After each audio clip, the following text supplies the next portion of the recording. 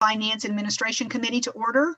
Again, in consideration of the COVID-19 social distancing recommendations, this meeting will be held virtually via Zoom. The public is invited to participate and will be allowed to make comments through the online chat feature.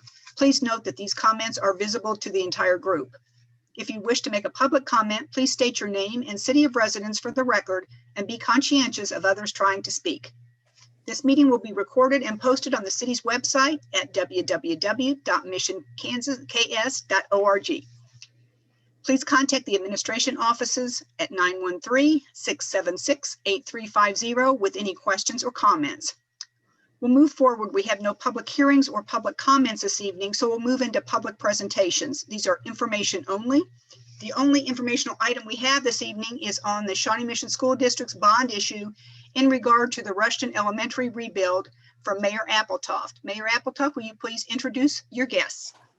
Yes, I will. Thank you. With us this evening, well, first, before I do that, at our last Finance and Administration Committee meeting on December 2nd, we did discuss this topic and there was an interest in hearing from our school officials. So with us this evening, we have Dr. Michael Fulton. We also have, he's the superintendent of schools, and we also have the deputy superintendent, Dr. Atha, and I believe you also have facilities under your purview. And then we also have the communications specialist, communications officer from the school district, David Smith. So I will turn it over to you, Dr. Fulton. Welcome. Okay, thank you very much. And thank you for the opportunity to share this evening. I'll have Are you muted? I can't hear you. You can't hear me. I can actually. Me too, I can hear you. Yeah, I think it's okay. Okay, I see. It's okay. All right. Well, thank you for the opportunity to share.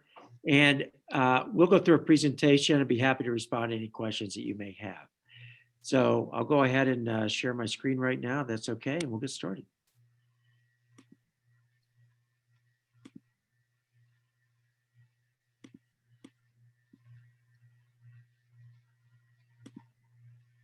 Okay, well, we do kind of an overview of the Shawnee Mission School District bond issue, kind of a little bit of history as to how we arrived where we're at, and some details related to the bond issue itself.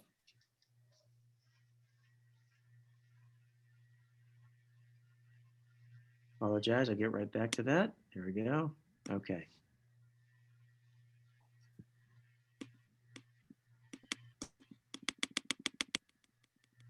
Well, there we go. Operator error. Okay, here we go. Now we're at the start.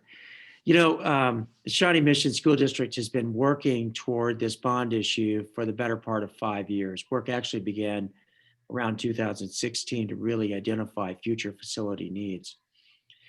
That work continued during the 2018-2019 school year when, as a school community, we identified and put together a strategic plan.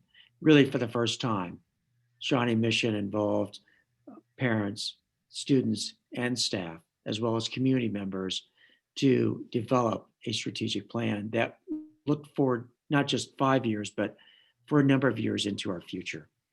One of the things that we did during that process was develop a mission statement, and that mission statement guides everything that we do. It speaks to the importance of learning as a first and most important priority.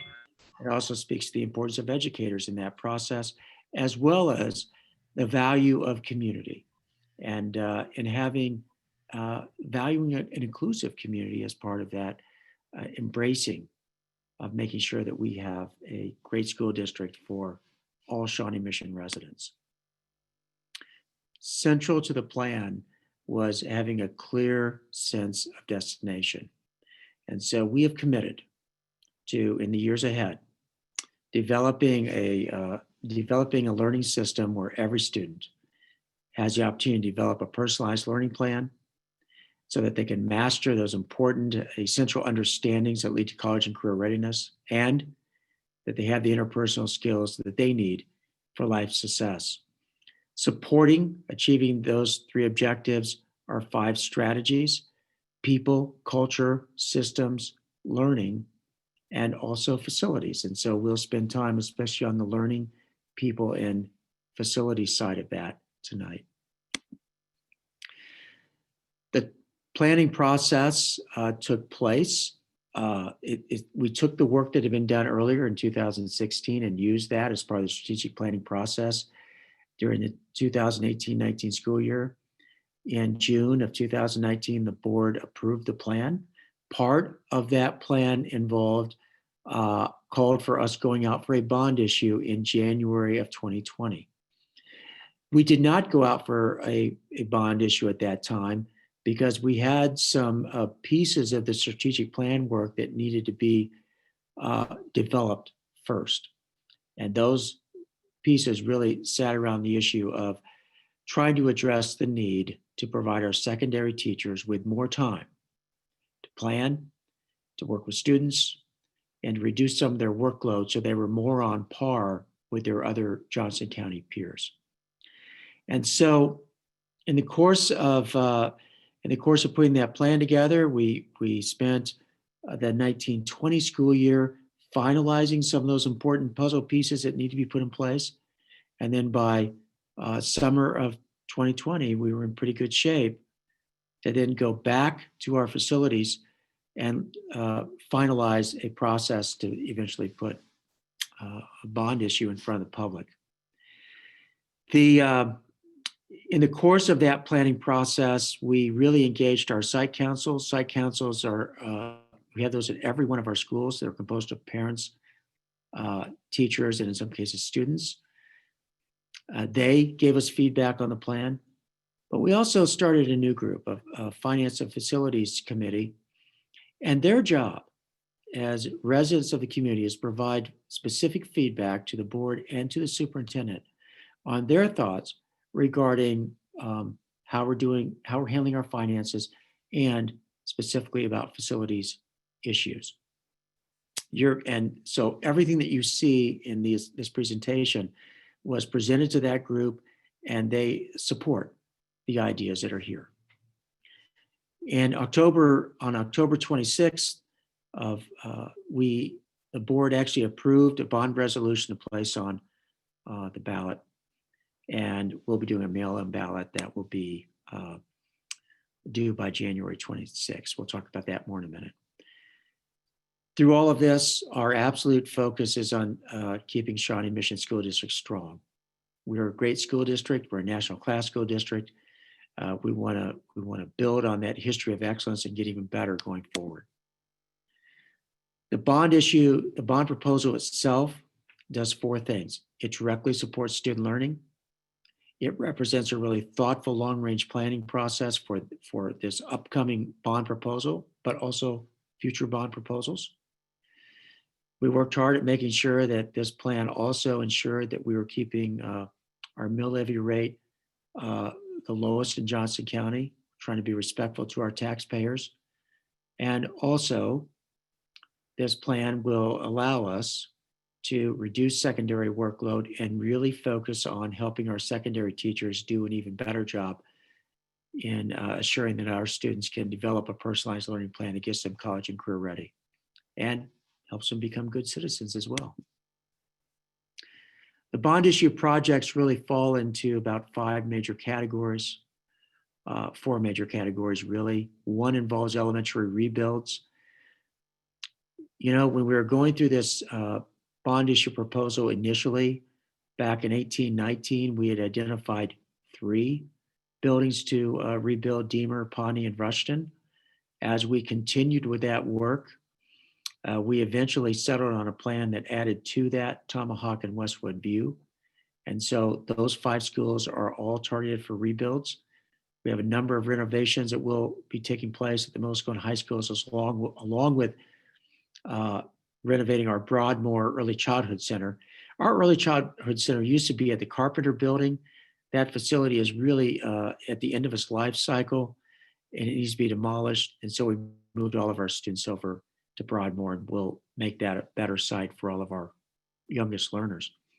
Then we also have in our bond issue technology and security updates, and of course, important facility upgrades and replacements for things like HVAC, roofs, asphalt, etc. We will demolish the old Carpenter Building and determine what to do with that land at at a later time.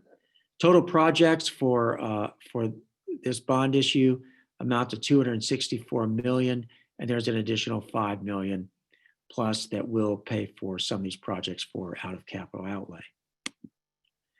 Now, Shawnee Mission already has by far the lowest mill levy rate in Johnson County.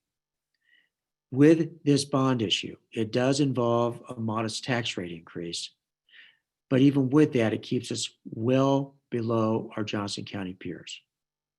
And then as you look further out, there's 2 additional bond issues that we've projected out that the district's going to need, and those will also need some modest tax rate increases. But even with the one that's on the ballot in January and 2 potential ones in the future that cover $750 million of identified costs, even with all of that, we still end up with a mill levy rate well below the current rates of our Johnson County peers.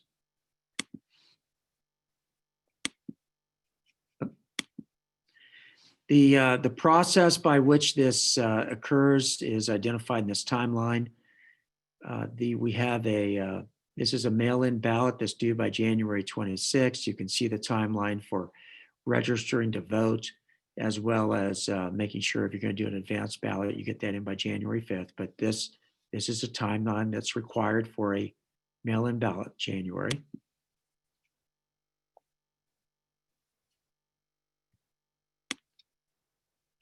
I apologize, not sure what happened there.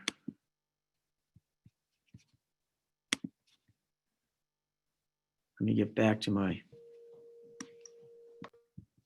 presentation. Okay, there we go. Now, we talked about the fact that we were trying to accomplish several things with this bond issue. The first and most important thing to understand about a bond is you can't deal with salaries. You only deal with facilities and things that are facility related. So that's the focus of our bond, including those 5 rebuilds. Now, in the past, Shawnee Mission has done all of that in a bond, but we've also done some of our new facilities through capital funds. In the capital funds, you are allowed to do things like repairing routine maintenance. You can build new facilities. You can also do some salary, but that's for maintenance and custodial only. And so we do some maintenance and custodial salaries in capital. We currently do new construction out of capital. And of course, we do ongoing maintenance and repair. What we're going to do with this bond issue is we're going to say, look, going forward, all new construction will happen only out of bond funds. We will no longer build new facilities using capital. But what we will do is we'll take and add into capital additional expenditures for maintenance and custodial salaries. So we're going to take about $4.5 million of maintenance and custodial salaries that are currently being paid for out of operations, and we're going to move that into our capital fund. We currently have a little over $4 million in maintenance and custodial salaries that we're paying for out of the capital fund. We're going to add about another $4.5 million into capital. That frees up $4.5 million in our operating fund to address the need of hiring additional secondary teachers so we can better meet the needs and objectives of our strategic plan and make sure that our secondary teachers have a workload on par with the Johnson County peers, giving them more opportunity to work with our students. So to recap, in the operating fund, we can pay for salaries and benefits, daily operating expenses, cash flow, adding staff, that kind of thing. One of the things that's important to know about the operating fund is we have to maintain a certain level of balances. It takes, for 1 month expenses is about 8.3% of our operating fund. And what we have said is that it's really important that we set that money aside and have that in our balances so that we can meet payroll expectations. The board is actually in the process of approving policy that holds the board accountable to ensuring that when budgets are developed, we do have 1 month expenses or about 8.3%, whichever is greater. And that policy will also speak to the fact that best practice calls for somewhere around 10 to 15% being set aside for cash flow purposes. So our goal is to be lean, but it's also to be smart. We don't want to put ourselves in a financial position where we can't meet payroll and other daily operating expenses. So we're setting up some policy structure to make sure that we do that now and well into the future. We also, as part of this, as a shared, we're going to take money from the operating budget that we're using currently using for custodial maintenance salaries, and we're going to begin to use that for teachers. And we can do that because we can move up to that $4.5 million out of operating into capital to pay for custodial maintenance salaries. Now, in the course of doing that, it's very important in your capital fund that you not overspend on salaries. And so one of the things that we're going to do is we're also going to set up some policy structures that provide guardrails for that fund as well. And I'll get to that in just a second. But one of the other things I want to add is we do have some new money coming in from the state. We've been kind of walling that off to make sure that rather than being used for operational expenses or salary increases, that instead that money's allocated again to make sure that we have the estimated $5.8 million available to pay for reduced workload at the secondary level. So we'll use our capital fund to help pay for maintenance custodial salaries. We're going to put a hard cap of 25% on that. That too will be put into policy that the board will approve. And that way we're protecting our capital fund so it's used for its intended purposes. And this gives you an idea of how we use our capital fund. This year, 36% of that fund spent on maintenance. You can see we've got about 21% that's being used for technology and technology leases, 5% for equipment and furniture, 13% is already being used for custodial maintenance. 29% is being used for bond payments. We use money from the capital fund to pay for the CAA building, our central office, the Shawano Elementary School, and our operations and maintenance building. So that's taking up 29% of our capital fund. We have bond payments this year and we have bond payments next year in 21-22. After 21-22, we're done with those payments. We can zero that out. We're no longer going to build new facilities out of the bond issue. And that's how we can start to use, we now no longer use capital funds to pay for new buildings that will only be done on a bond issue. And you can see where now that allows us to use that 25%, up to 25% for maintenance and custodial salaries. The bond issue itself, and this is my last slide, the bond issue itself was determined by doing some community surveying. We asked the community back this past summer, if we were to have a no tax rate increase bond issue, would you be in support of that? 83% they said they would strongly favor a no tax rate increase bond issue. So we ask another question. What if we had a modest tax rate increase of 0.708 mils, or that's equal to about $8 per $100,000 home value? 78% of the folks in that survey said they would strongly favor that approach.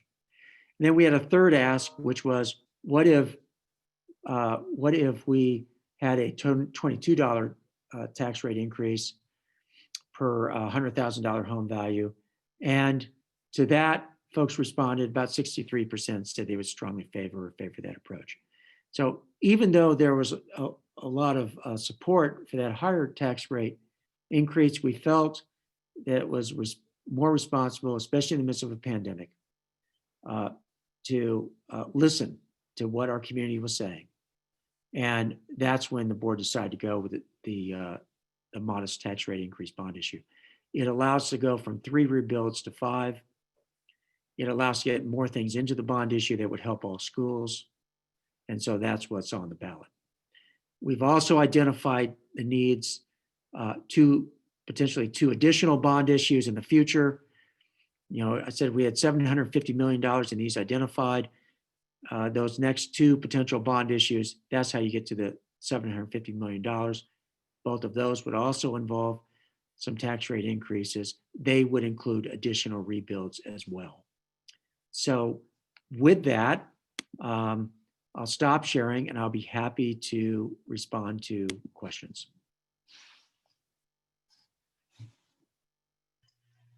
Go ahead. Does anyone have questions for Dr. Fulton? I have a question. Go ahead. Go Thank ahead, you. Hillary. Hi, Dr. Fulton. Thanks so much for being here. Great presentation. Thank you. I was hoping, you know, a lot of us have a lot of vested interest in Rushton, and we're excited about the rebuild, whether it's next year, 22 or 23. But I was hoping you could walk us through how Rushton moved from a 2021 anticipated timeline to a 2023 anticipated timeline. I know that a handful of us were at the open house last fall. Seems like a different time, all of us being together, but and at that time, the plan was to build on the west portion of the site. So just hoping you could kind of walk us through that, and I'd appreciate it. Thank you. Yeah, great question and happy to do so. You know, in the forums that we held last fall, well, it does seem like a long time ago, doesn't it? A year ago fall. In our original conceptualization, we only had 3 schools identified: Deemer, Pawnee, and Rushton. And so the thought at that time was that we could rebuild Pawnee on site, we could rebuild Rushton on site, and that would allow us to take Deemer, which we absolutely cannot build on site, and transport those students to Indian Creek, which is a former middle school that we have available when we do rebuilds. Indian Creek's a long ways from Rushton, and so that we were concerned about that travel distance. With the addition of Tomahawk and Westwood View, it gave us some additional options that we think is going to be better for the Rushton rebuild. Specifically, we have some land in Westwood that we can build a new facility on. And so we're going to use that land. That, by doing Westwood View first, it allows us then to take the Russian students, transport them to the current Westwood View, which is a relatively short distance, a lot shorter than what Indian Creek would be. And this is going to be a real benefit to Rushton, is rather than trying to fit a new facility onto that site and kind of squeeze it in, it lets us do a complete tear down and rebuild, which we think is going to make for a much better school on that site for the community. We won't have to put it as close to the houses. We can lay it out exactly the way it needs to be. And we think the final product is going to be much better than if we had to squeeze it in with school going on at the existing site. And so that's what changed between a year ago, this past fall, and now. And so that's an advantage. It is a little bit of a delay. You know, our goal is to break ground on Deemer and Westwood View this summer. Takes about 18 months or so to build a school. And so as soon as we can get Westwood View built, then we can begin to move the students from Rushton to the current Westwood View and get going right away on the demolition of Rushton and build that school just as quickly as we reasonably can. So does that answer your question? It does, thank you. And do you have a new conceptual design of what the rebuild will look like on, you know, with a full tear down rebuild? Not yet. We actually are in the process of doing that for Westwood View and Deemer right now. Pawnee, because we can still build Pawnee on site, we'll start that process in about 6 months. And so here's how this works. We're working with the Deemer and Westwood View communities right now on designing the school. We'll do those first, then we'll get going on Pawnee, and then we'll start working with the Tomahawk and Rushton communities to do exactly the same thing. So it's kind of fun. You can kind of see what's happening maybe with Deemer and Westwood View to get an idea of what that process will look like for you. It's very engaging. We try to get as much input from the community as we can, and we try to make the school really blend in nicely to the surrounding community as well.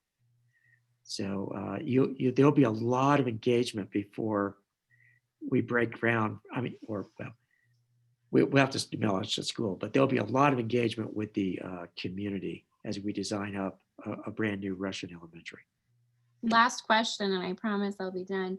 I know that you all are overhauling your mascot policy, and I wanted to see if there would be any exploration of renaming Rushton itself, mainly because I think of Frank Rushton Elementary as part of Kansas City School District, and it's often confusing for folks. And I'm wondering if that will at all be part of that conversation. Now, you're talking about the mascot or the name itself? The name itself. The name itself. Rushton You know, itself. it's interesting. That's the first time that's been brought to our attention. So I don't know the answer to that question, but it's something that we could kick around, I suppose. But yeah, that's a good point. And I do know from personal experience, there definitely is a Frank Rushton Elementary School, because I was trying to figure out whether it's Shawnee Mission School or not. I often have people confused that Rushton, there's two Rushtons. So anyways, just a thought. Thank you. Yeah, no, you're welcome. Go ahead, Hillary. Go ahead, Solly. Solly? Yeah, yep. Yeah, sorry, I had to unmute. Thank you, Dr. Fulton, for joining us tonight. We've gotten some inquiries about green buildings and sustainability efforts in connection with the new design process. And on our agenda tonight is a new project in Mission that'll be a LEED Silver certified project if it goes through. And we have a sustainability commission here in Mission. I would say it's a strong part of our city identity. And so I was hoping you could speak to any plans to incorporate sustainability elements into the designs and rebuilds, and what opportunities there will be for public input specifically on that piece. Yeah, great question. That's something we're getting a lot of questions on. Are we going to do a LEED certified building? And that's something that we are having our architects and construction management companies work on right now to kind of give an overview of the kind of LEED or LEED-like qualities, sustainability qualities we'll have in these buildings. And so we're trying to prepare a document on that. Whether or not they'll be LEED certified or not, that I'm not certain of. There's some cost considerations that go with that. But we certainly want to get LEED-like sustainability features into our buildings. So we'll know a little bit more about that here as time goes on. I assume you'd like to see sustainability in the schools. Yeah, I mean, I think if you think about how old our buildings are now, and the next time you'd be talking about redesigning or rebuilding these, that, you know, we should be building them with, you know, state-of-the-art technology, including green design, especially because on that cost piece, if you're talking about long-term returns, I think a lot of it ends up, you know, on par with more conventional builds if you go, you know, out from just pure starting construction costs. Right. Well, and there are other, I'll throw one in here that often comes up too, and that is, what are we learning from the pandemic about building design? And, you know, one of the obvious features is you really begin to look at HVAC systems and what your filtering capacities are. And so we're looking at sustainability, looking at lessons from the pandemic. All of that's being factored into the discussions as we go into building design. And Dr. Atha, who works with facilities directly, is on here, and well, Rick, do you want to add anything to that? Well, Dr. Fulton, I think you covered most of it, but I do want to echo that sustainability and looking at having as green facilities as we can in these 5 new rebuilds is certainly on our radar and will be a part of the design process. As a matter of fact, it's already become a conversation in the engagement process. And as you probably know, the district over the last 5 years has really emphasized sustainability and the green process. I mean, even at the CAA, we've got areas there dedicated to that, and so it's something that's important to the district. It's something that's important to our community, and we want that a part of the process moving forward. This Thank you. just a slight reminder. I want to remind people, if you're part of the public and you want to weigh in, or you have something to add or a question, please feel free to use our chat feature and we'll respond accordingly. Go ahead. Hillary, do you have something else? Solly, did you have something else? No, I just wanted to say thank you to speaking for that, and would encourage you to track too with the climate action plan for the region that's currently in development. If you look at that, I think it's 62% or 63% of all greenhouse gas emissions in the Kansas City area are a result of buildings. And so I think, keeping that in mind, the district, if you're talking about, 5 new schools, could have a really big impact.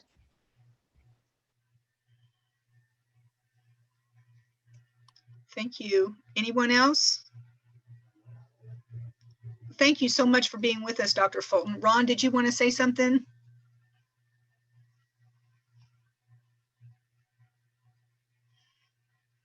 You're on mute. No, I don't have anything to add, but I do thank the gentleman for coming tonight and letting us know about this. And then obviously we're very excited about a Rushton rebuild. I think it will do a lot for our community. So thank you. Well, thank you very much for the opportunity. We very much appreciate it. Thanks for all that you do. Thank you. Thank you. Okay, I think we're ready to move on to our next action item. We have 2 action items coming up that are related to the Mission Bowl redevelopment project and our follow-up items from our December 2nd Finance Committee meeting. Laura Smith, would you please update us on these items? And we may have comments coming in on the chat feature, and we'll break in to give those as well. Absolutely. Thank you, Councilmember Kring. So on your agenda this evening, we have split these items because this is the format in which they will appear on your council agenda next week. And just a reminder that in connection with this project, we are scheduled to hold the formal public hearings as a part of our December 16th City Council meeting. So the first item on the agenda is the ordinance, and the ordinance, if you were to consider, as you consider and potentially approve that ordinance, would do a variety of things, including splitting the TIF district, approving a TIF project plan, and approving a redevelopment agreement for the project. So we will start with that item. And first I would like to ask Bruce Kimmel with Ellers, the city's financial advisor, to walk us through a brief PowerPoint presentation that he's put together that supplements the memo that is included in the packet. And then as Bruce finishes up, what I'd like to do is ask Pete Heaven with Spencer Fain to walk through the development agreement. We updated the packet late this afternoon. The development agreement is certainly a work in progress. And so Pete will take the opportunity to kind of highlight specifically those changes that are now in the agreement that were not available to us when we sent the packet out on Friday. Kevin Wempy with Gilmore and Bell is also with us this evening and could answer any questions on this or the IRB structure. So with that, I will turn it over to Mr. Kimmel. Great, thank you, Laura. Can everyone hear me okay? Great, and thank you, council members. It's good to be back with you. And please, along the way, stop me with any questions. I will be referring to a PowerPoint as well as to the memo that Laura referred to.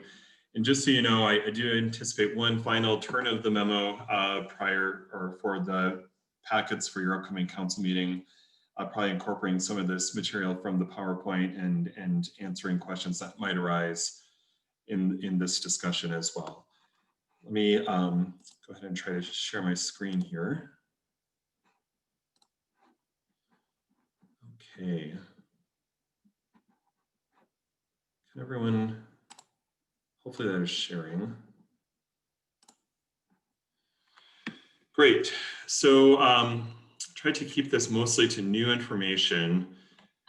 A few sort of background points that you might recall from the conversation we had about a month ago. So our scope of analysis has really extended over the last couple of months. We started with a deep dive into the financials as presented initially by the developer, the project budget, the financing assumptions, the operating pro forma, including all of the inputs that go into operating revenues and expenses. And we did confirm that it was a well-formed, appropriately detailed and valid financing plan. There were no major gaps or inconsistencies or other problems that caused us to raise, a yellow flag or a red flag and say, whoa, time out, this needs to go back to the drawing board. It really did hang together. There was an essential profitability gap and rationale for some degree of city assistance. As you know, the developer has requested IRB sales tax exemption on construction materials as well as TIF reimbursement. And our but-for analysis did show, and I'll go into a little more detail here in a moment, that there was some fundamental need or legitimacy to the request for city assistance.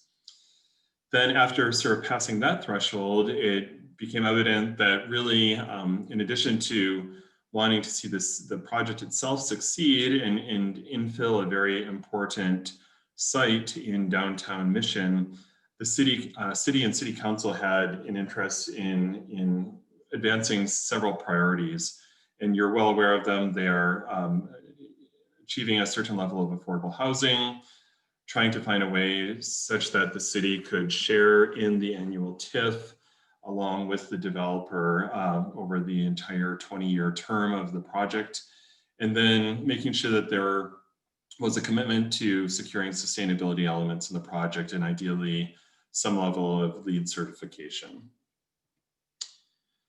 So I alluded to our analysis in the memo, and I wanted to go into a little more detail here, and I can go into more in response to your questions.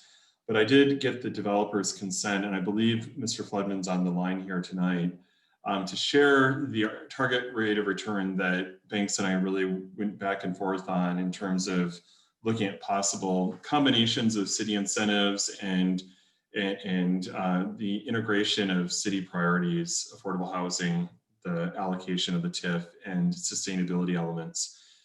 And what Banks relayed up front was that really in order to get buy-in from the equity providers that they partner with typically and to sort of pass Sunflower's initial test of viability, they really need to be at a base rate of return of 6% for the project.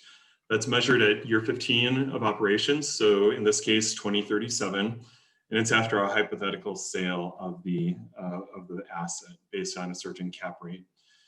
I would say, as I noted in my memo, that 6% is certainly within the range of target IRRs that we see on multifamily housing. Multifamily housing typically has lower IRRs than what you would see for a higher risk project, such as retail or hotels, things of that nature. But I would say that it's on the low end of the spectrum for what we see from multifamily developers. And so this indicates to us that, assuming we thought the underlying assumptions undergirding the project budget and the pro forma were reasonable, that Sunflower is not looking to make a massive rate of return, and definitely a respectable one. And certainly there's opportunities to improve on this, right? We hope that they'll outperform, because that will mean a successful project that will add value to the city for many years. But certainly this is what we would characterize as being a relatively moderate rate of return requirement on the developer's part. So then we stripped out any IRB sales tax exemption and TIF from the analysis, and the IRR without those incentives was just under 4%. So definitely shy of the 6% target. Then when we added in the estimated benefit of the sales tax exemption and the TIF at 100%, right? So because the initial ask was for 100% of the TIF going to the project reimbursements. it was in excess of 8%. And then with the addition of the affordable housing units and with the TIF sharing and with an estimate for the additional costs to the project of putting in some of the additional sustainability elements, we're at about an estimate of about 5.9%. Now, I would recommend that nobody get too hung up on the exact percentages, but you can kind of see from these numbers the iterative process we went through, right, to sort of strike a happy medium or Goldilocks kind of solution that works for the developer and certainly advances the city's policy interests. So just to recap the deal points, and you saw those in the memo as well, the developer is committing to reserve 32 units across the range of units that he is proposing to build for tenants of up to 60% area median income for a 20-year term. That is a full 20 years from when the project opens in 2020. Let's call it early 2023. It could be late 2022, but for 20 years from that point. The next point, as you're aware, is that the city and the developer will share an annual TIF over that 20-year project term that starts this December and then extends through December of 2040, with the developer receiving initially 90% of the TIF for the first 5 years, and then their share descends down to 75%, while the city starts at 10% and ascends to 25%.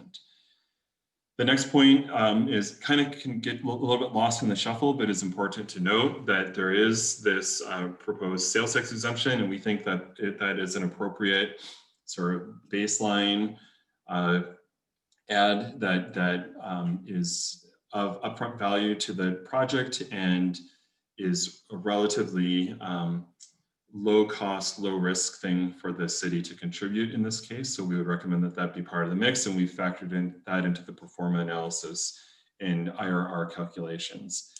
And then really the new element since we last talked in earnest was that the developer has committed to design, construct, and operate the project to very specific LEED standards, which I've outlined here, and to obtain LEED Silver certification. In addition, as you may have seen, as one of the exhibits to the development agreement, there is a long list, I think of up to 20, maybe more specific elements that the developer is going to be incorporating into the project, and that will help them actually most likely exceed what is necessary to achieve LEED Silver. So maybe call it LEED Silver Plus, if you will, in terms of the level of sustainability. And there's some new elements I should point out that they're incorporating, such as a solar ready roof design, some efficiencies as to hot water distribution, radon protection, some increased ventilation as it relates to the garage, that were all as a result of some discussions that occurred between the developer, the city, and the U.S. Green Building Council. So that was a very positive, relatively late add to the discussion and to the negotiation. I wanted to show you this next slide on the TIF projection and the allocation of the TIF, just so that you could have a little sense for what's informing now some of the last remaining things to be determined. And we're getting down to some of the fine details as to, okay, we've got this projected TIF stream. It could be more than this, it could be less than this, but what are going to be the mechanics of actually getting that TIF to the developer in the form of a reimbursement, and of course, part of it to the city as well for some of your current and projected future stormwater expenditures in that region. And so you can see the TIF calendar, and this again is not set in stone. We don't know what Johnson County will assess this project at going forward. I would point out actually that right now, the assessed valuation of the project is less than the base value. The base value is also still a little bit in flux based on how, as I understand it, one of the current parcels is being subdivided currently. And so we don't have it exactly fine-tuned as to what the base value will end up being, but it should be somewhere around $250,000. Again, that's base value, not appraised value or market value. But then you can see that we're assuming about half of the value will come online as of January of 22. So the project, after being under construction for roughly 6 or 7 or 8 months, should have, we hope, up to about 50% of its final value at that point. That will then be applicable for taxes that are levied in the fall of 22 and then are attributable to fiscal 23. And you can see in really TIF year 4 is when you reach full valuation with the value assessed as of January of 23. Again, the developer does think that they'll be fully done with the project by the late fall of 22. So when Johnson County determines an assessed value in January of 23, we should have a full value, and we estimate, and the developer estimates that that value will be around $3.3 million. So you can see then the TIF revenues going from there, total estimated TIF revenue of about 6.7. Again, it would be in everyone's interest if the actual TIF outperforms that estimate. But that's what we've got right now based on 161 units at I think it's an initial appraised value of 180,000 per unit. Then finally, everyone, you can see on the right-hand side of the slide, the allocation between the developer and the city. And overall, with these numbers and with the estimated phase-in of the value of the project and then the inflation from there, you can see that the city share averages out to be just about 20% of the total TIF over the 20-year term. Okay, so then finally, deal points to be finalized. We've had some good discussions, and I think we're going to have some more in the next day or two as to exactly what cost categories will be eligible for pay-as-you-go reimbursement from the project area TIF to the developer. We do actually require certification of costs, and so it's important that we all be very clear on what costs will be eligible and will that the developer will be providing certification of to justify the basis for the pay-as-you-go reimbursements to come over the next 20 years. And then we'll need to define the terms of the TIF note between the city and the developer. And I want to qualify the term TIF note. I'm actually not sure if that's the preferred term of art for the attorneys. I'll let them answer that. That's what I call it as the financial guy. But I want to make sure everyone understands it's not in any way really comparable to a TIF bond or any other kind of bond that the city might issue.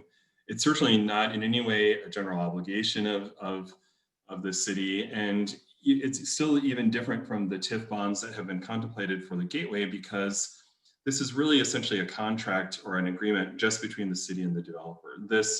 This note or this mechanism will not be, offered to other investors, right? It's really, in some ways, it's really an IOU between the city and the developer, with the caveat that the city is only pledging or promising the negotiated allocated portion of the TIF stream to the developer, that 90, 85, 80, 75%.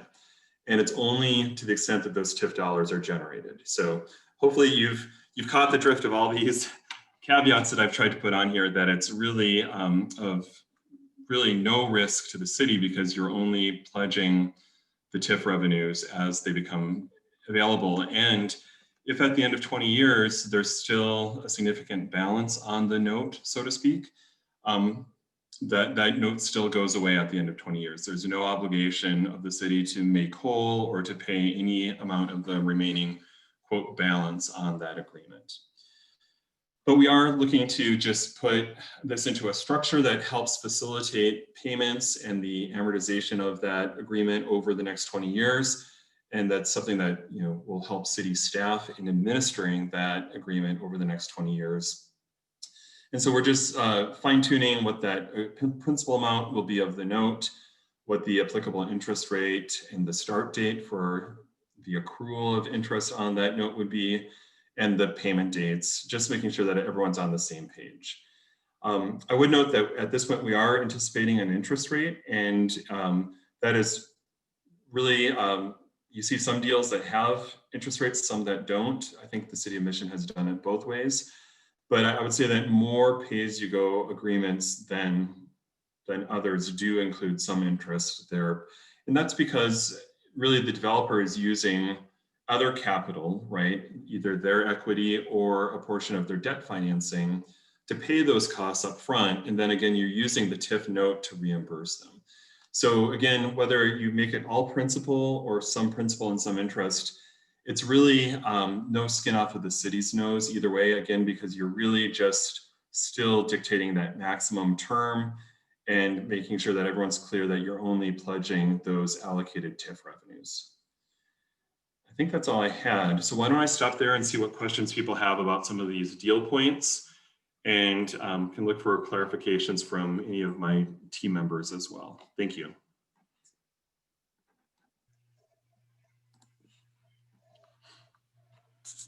Go ahead. Does anyone have comments? I know we have a person on the Sustainability Commission that would like to ask a question, and I don't know if it's mandatory we use the chat feature or if he can actually speak. Laura, could you weigh in on that? That's completely at the chair's discretion. So. Okay, I'd like to let him speak. He brings a lot of wisdom to the commission, and he has, I'm sure, some great questions. So Andy, if you're on, would you go ahead?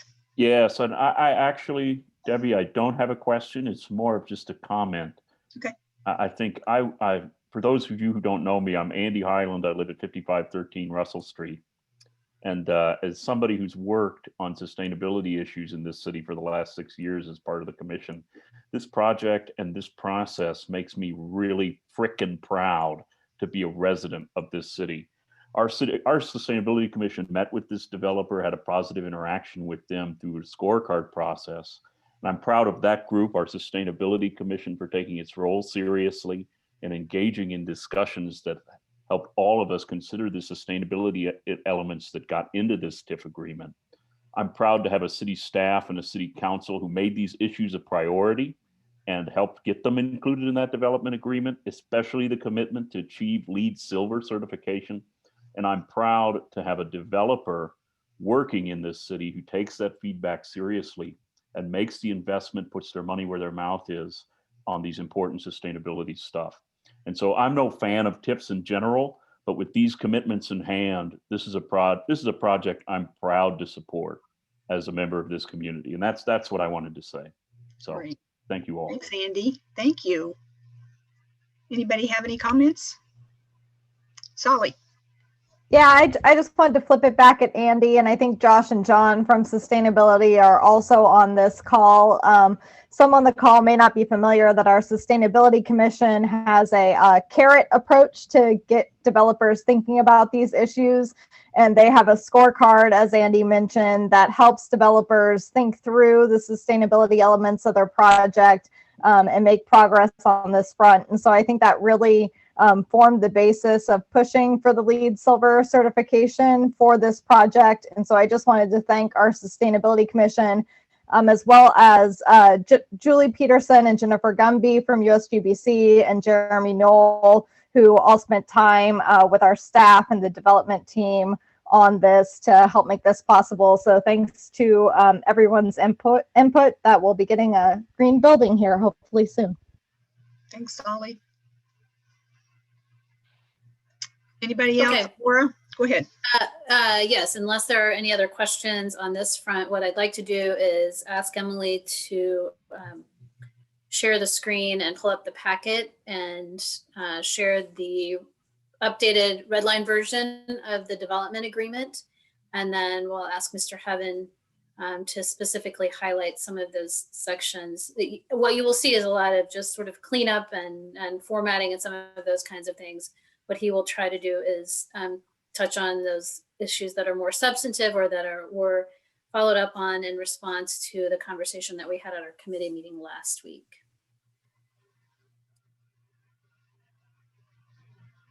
Thanks, Laura. Good evening, everyone. We're getting dangerously close to having a development agreement.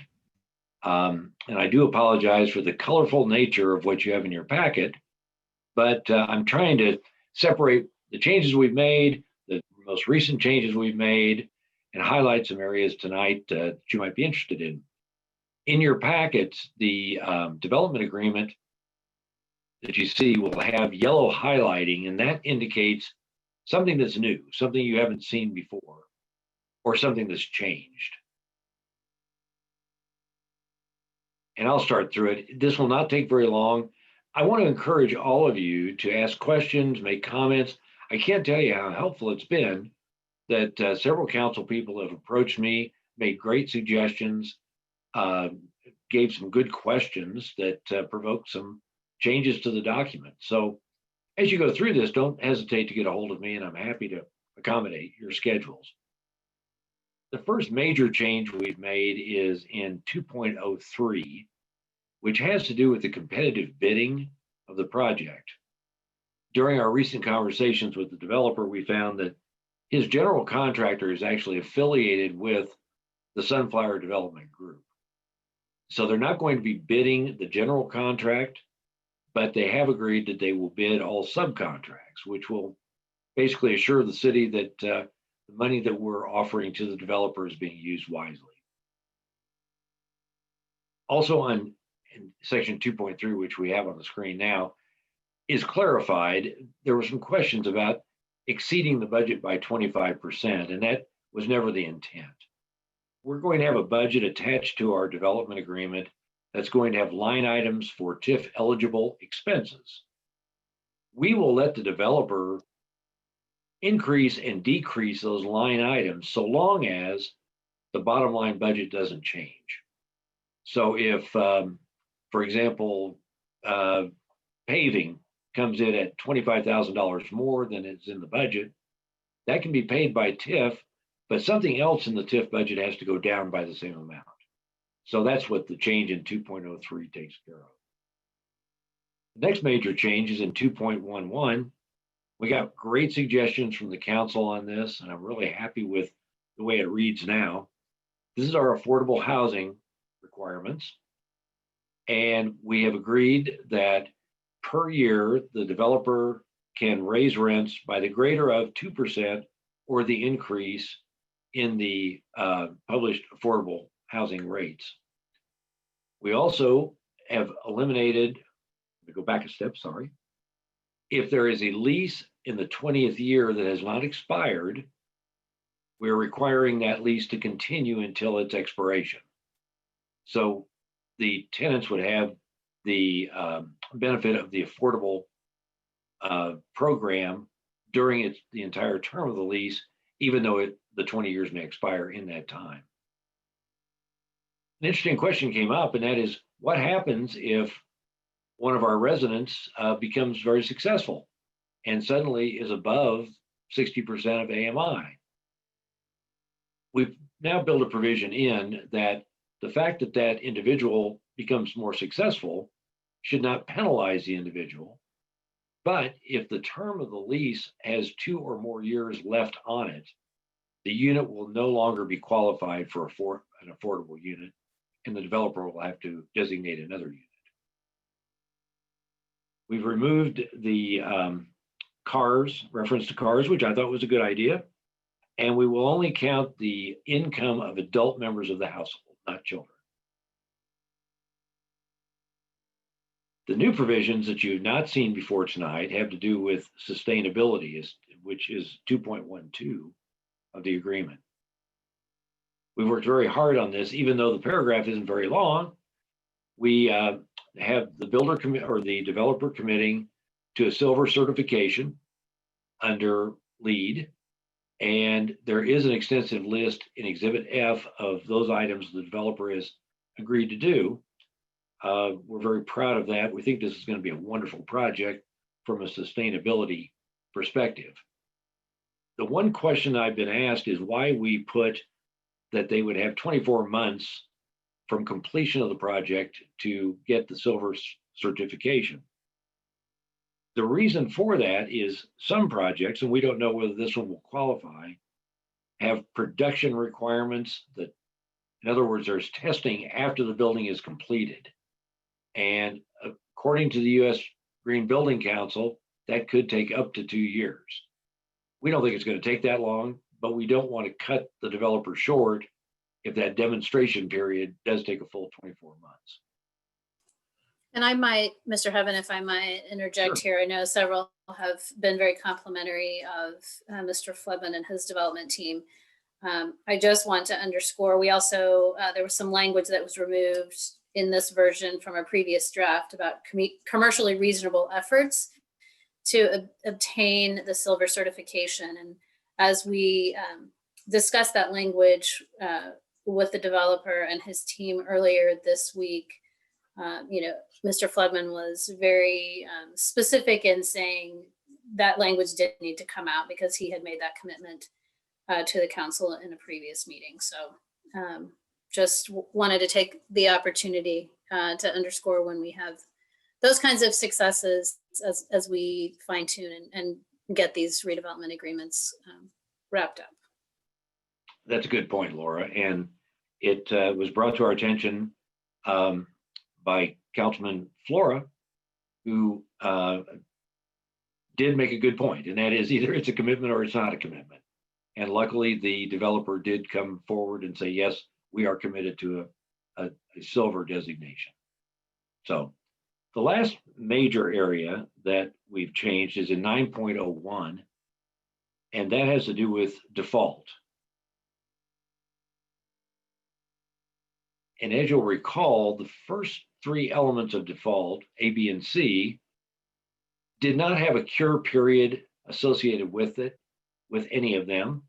So we built in a cure period, which is a fairness to the developer that if, for example, there's a sustainability problem, they have 30 days to cure that default, or if they can demonstrate to us that the cure can be completed, but it'll take longer than 30 days, and they immediately begin prosecuting that default to cure it, then we can give an extension of time.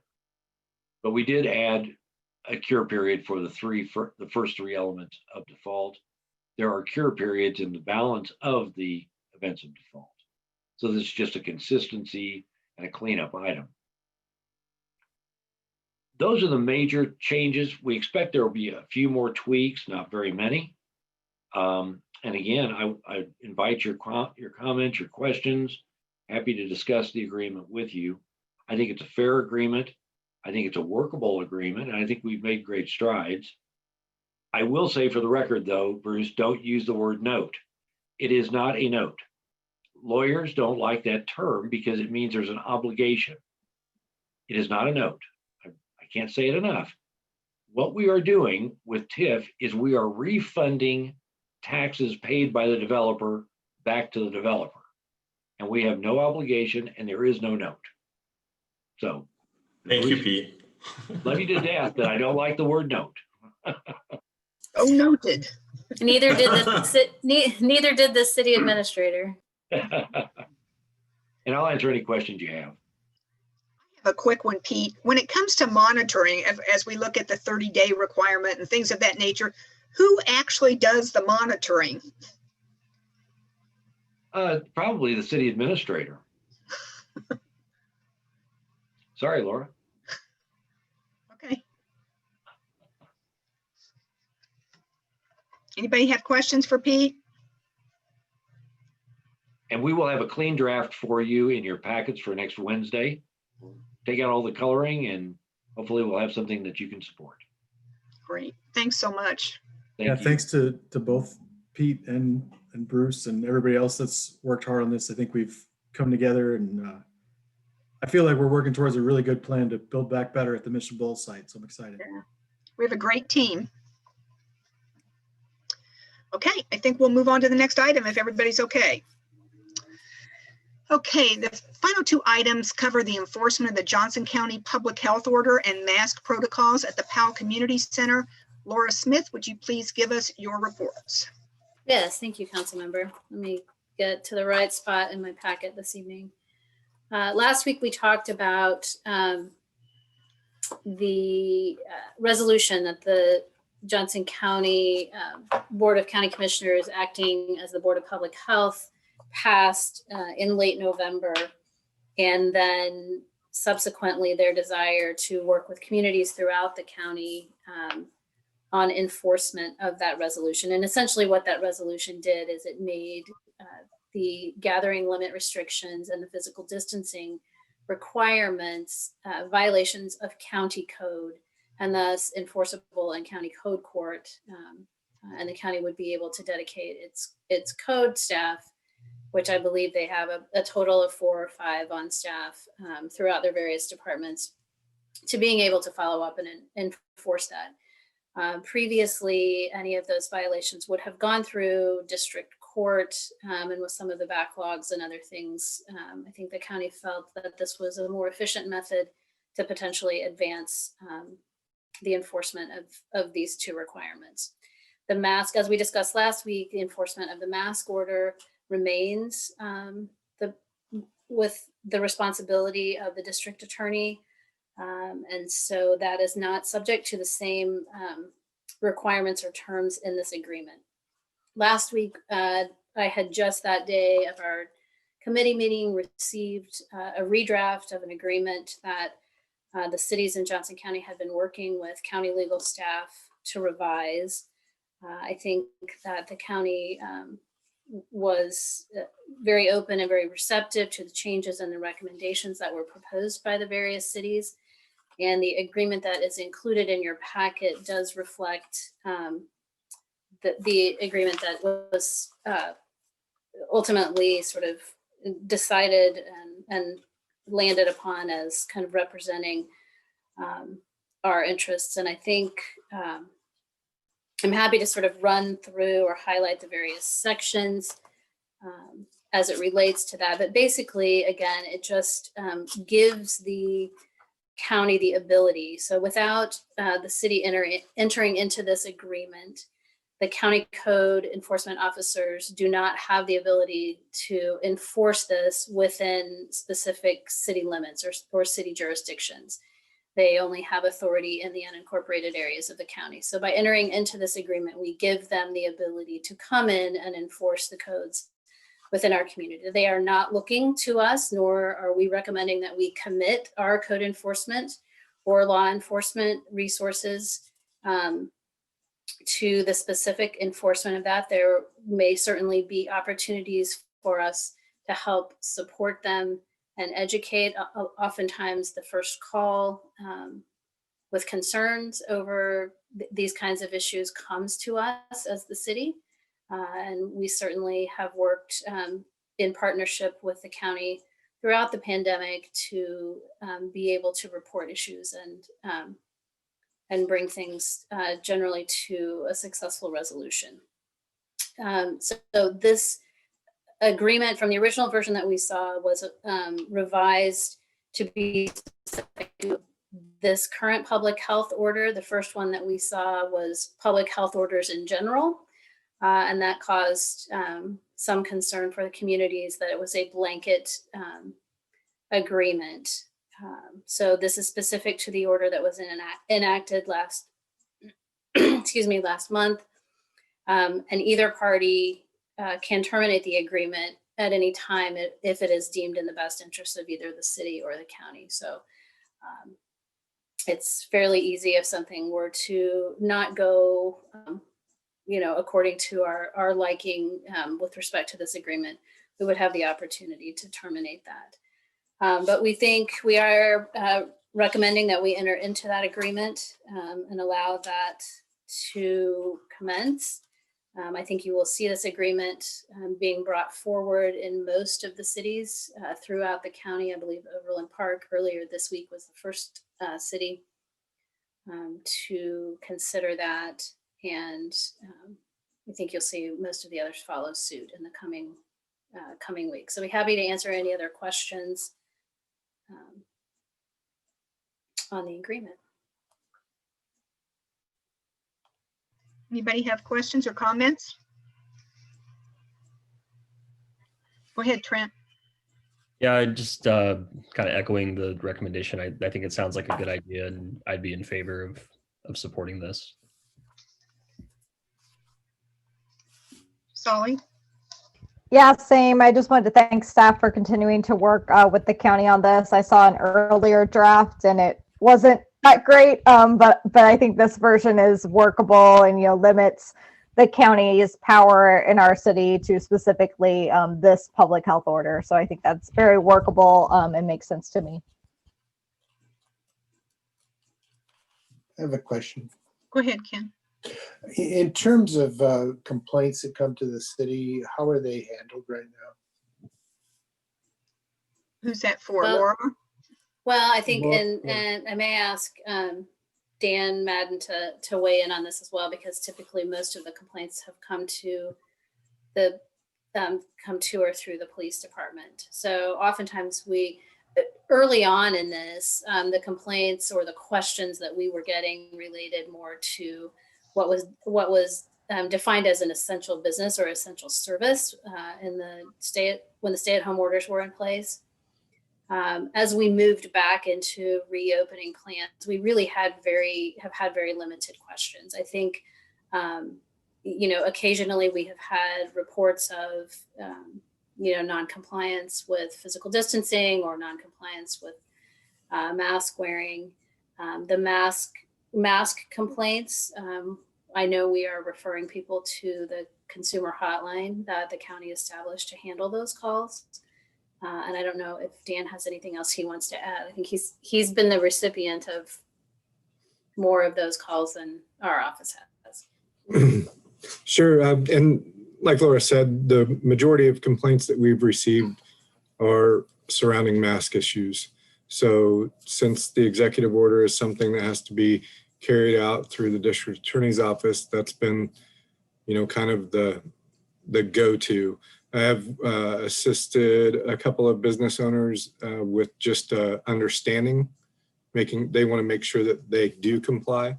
So I've just assisted them with an understanding of what their obligations are. But all of the other complaints have been surrounding mask issues.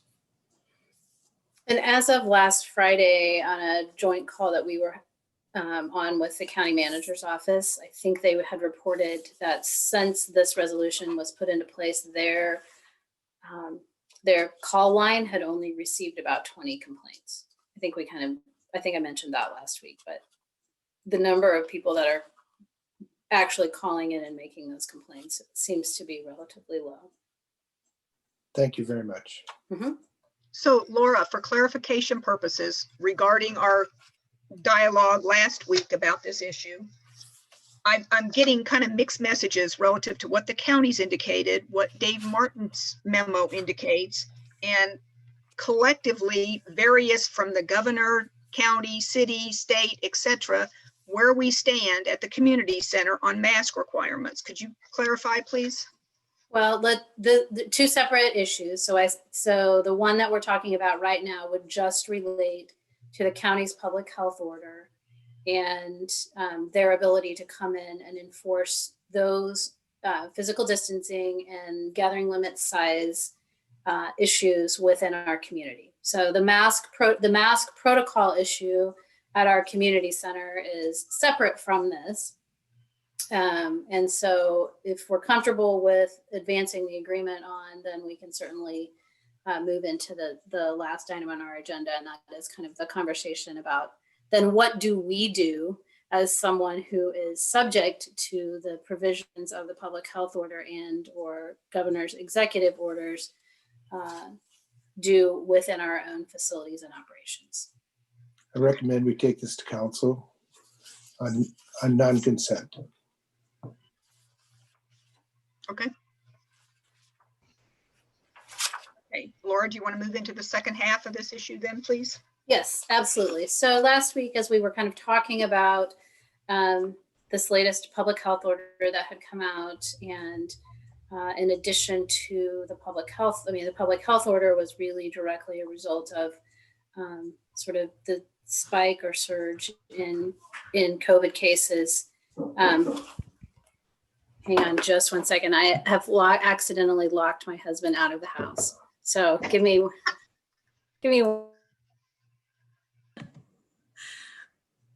Okay, who has a clean and appropriate joke? Some sort of tap dance music. I wish we could watch it unfold and see Laura come back to her seat. That'd be much better. So sorry, but the cable in our garage door broke, and so it's where you don't realize how reliant you are on your automatic garage door opener until it doesn't work any longer.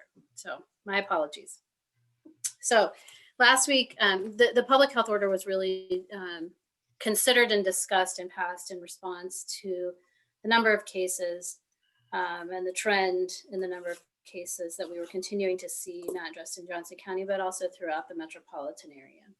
So, really as a result of that, we've talked about, and we shared with you all some of our thoughts and conversations about whether or not, or how this might impact the processes, policies, protocols that we had put in place several months ago, and that we've been, sort of moving through in our various operations, whether that be the community center or municipal court, public works, really across the broad spectrum of our operations. Most specifically, I think there was some conversation or some interest by some on the council to revisit the issue of requiring masks at all times for patrons within the community center. And this was an issue that there's been a mask order in place for several months, and there was a mask order in place when we reopened the community center. There's a provision in the mask ordinance which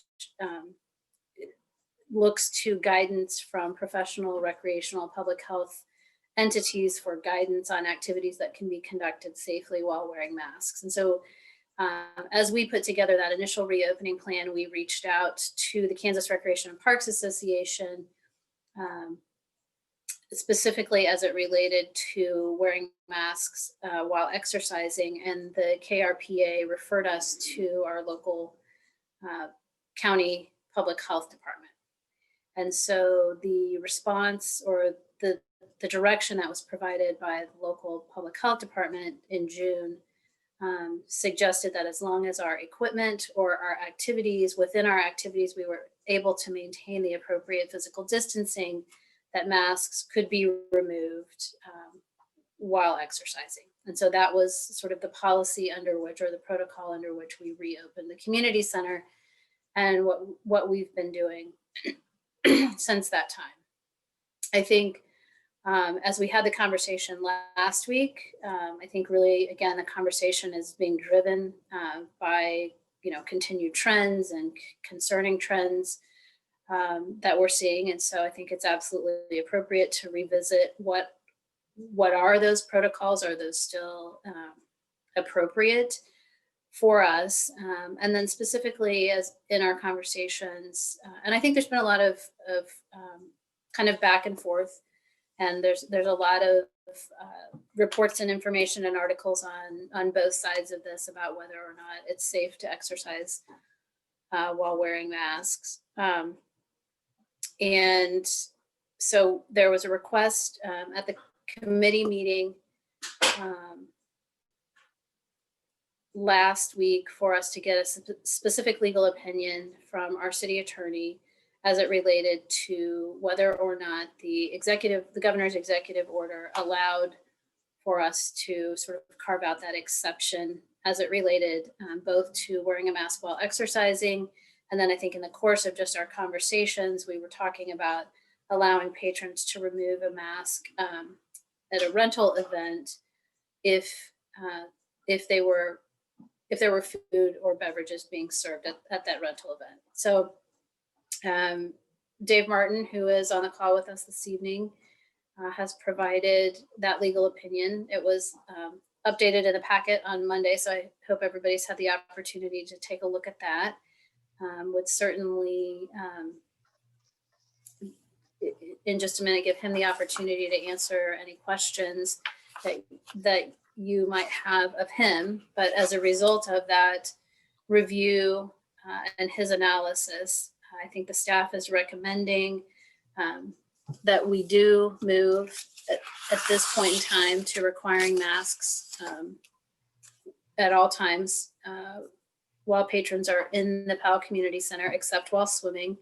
The one consistent carve-out exception is obviously when you're actually in the water swimming. And that even though Mr. Martin's interpretation of the governor's executive order would allow for patrons to, while seated and physically distanced, consume food and beverages at a rental event, as we talked about that internally, I think the enforcement and the potential for our staff to have to intervene in those events is so great. And I think that that Penn, and he can certainly weigh in as well, but I think Penn's recommendation would to just eliminate at this time food in connection with rental events so that we don't put our staff in that position. We'll tell you that the majority of the rentals that we are experiencing, are hosting currently, are basketball practices. So we do have some limited birthday parties or baby showers or other events. But that is sort of our staff recommendation at this point in follow-up to the conversation last week. So I will stop there and see if there's anything that Mr. Martin wants to add, and then can certainly open it up for questions or discussion. I do not have anything to add. I'm happy to answer any questions.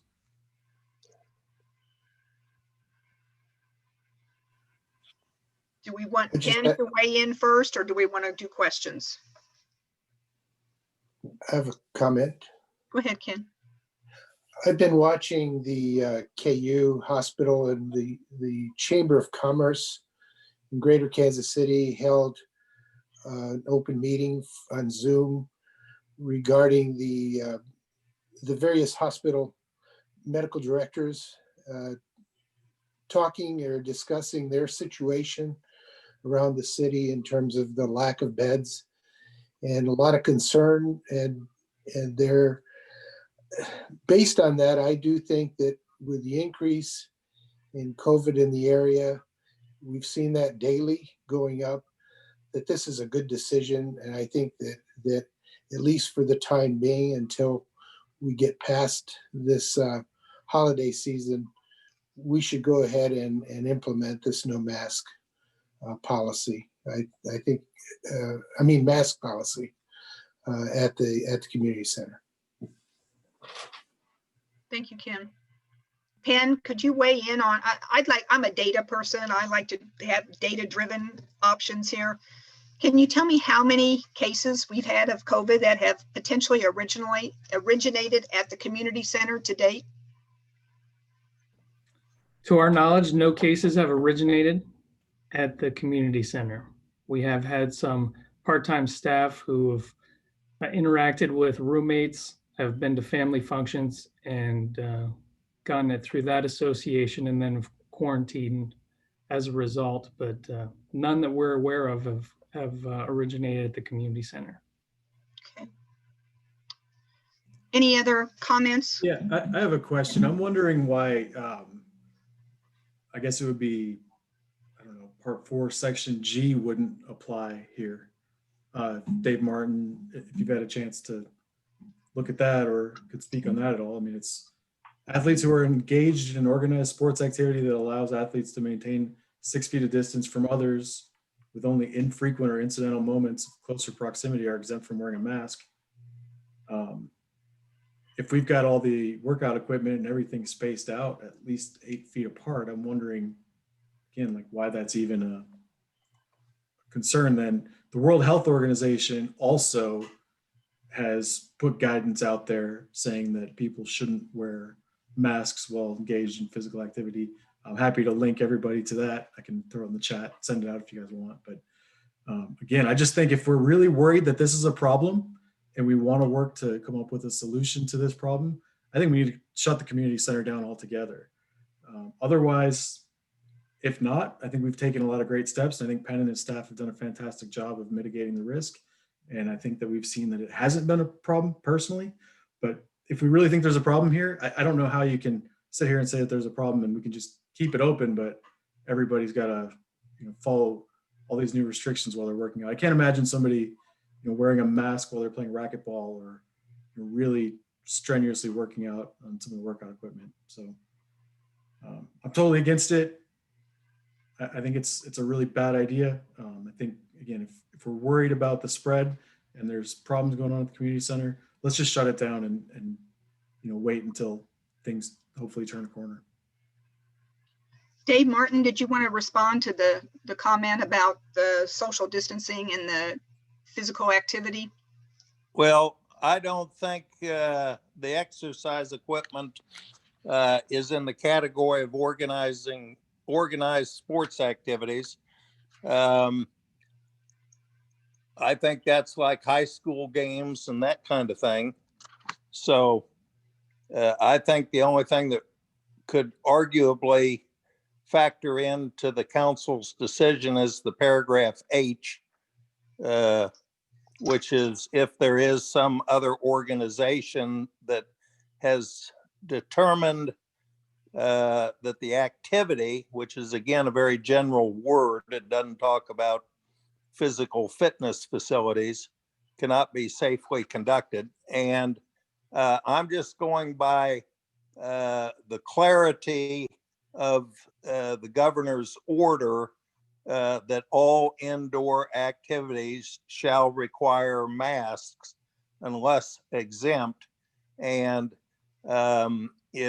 so unless a specific individual has a medical condition that for them makes wearing a mask dangerous, then I don't think the very generic statement in paragraph H applies. And I kind of, more of a personal opinion than a legal opinion, share Ken's, but I think it's part of what's behind the governor's issuing these orders is that for the state of Kansas, for Johnson County, the secondary consequences on our healthcare system is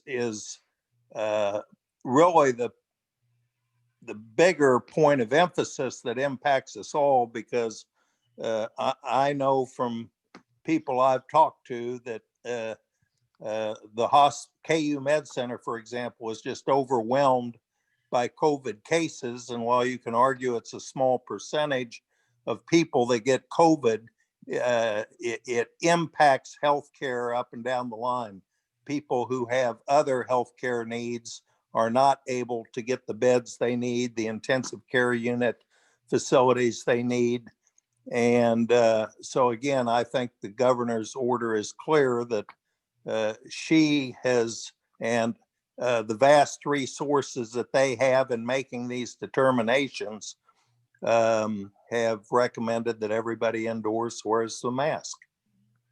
I guess just to respond to that, then I would have to question how you can make a statement like that and say that you're so concerned about the impact that this will have on the health system, or I guess the secondary impacts will have on the health system. We all know everything's been stressed, but how can we get a statement like that and not get a recommendation to close down altogether if there's really a problem at the community center? I mean, you Not can't sure say how to the answer community that. center is contributing to the problem and that people are ending up in the hospital or potentially ending up in the hospital because they've been exposed there, and still say that, well, we should still keep it open.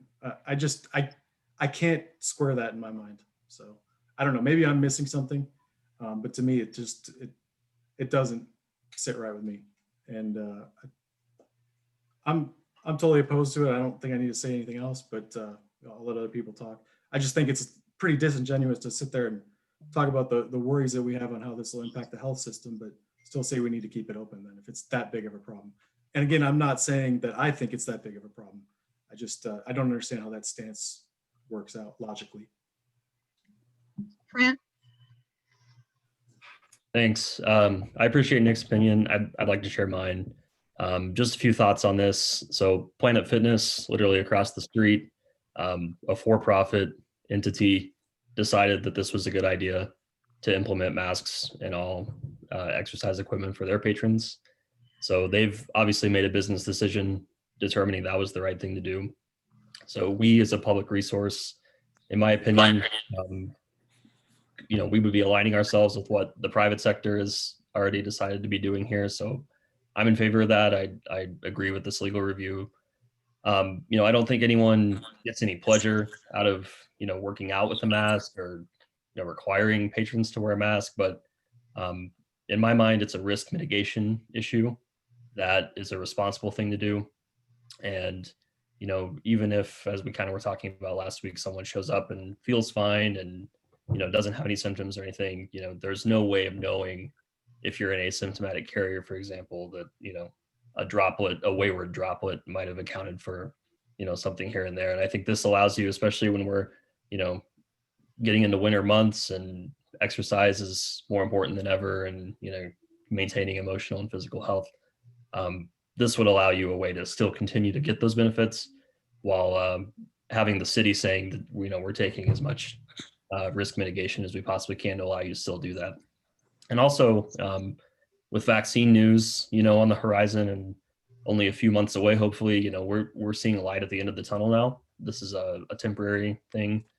So I just think it's a smart thing to do, and, you know, it makes sense. And we're asking people to wear a piece of cloth over their face for, you know, an hour while they're working out to potentially, you know, cause them a lot of relief down the road, and, you know, God forbid if anything were to happen. So that's my opinion.